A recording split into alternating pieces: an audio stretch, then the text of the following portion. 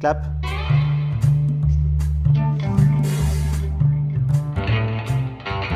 J'ai eu l'idée de ce roman en regardant un reportage à la télévision sur des gens qui, à la suite de traumatismes, ont des cauchemars épouvantables qui les empêchent de vivre tout simplement. C'est-à-dire on les voyait se battre contre des fantômes.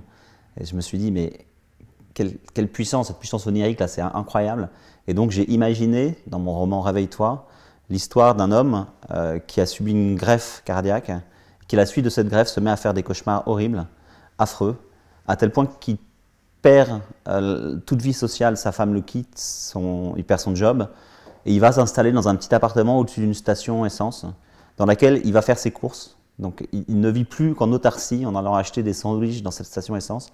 Il finit quand même par se lier d'amitié avec le gérant de la station. C'est le seul être humain avec qui il continue à parler, parce qu'il n'arrive même plus à dormir. Dès qu'il se met à dormir, les cauchemars reviennent. Et un jour, ce gérant de station est en fait un type qui est passionné par les faits divers.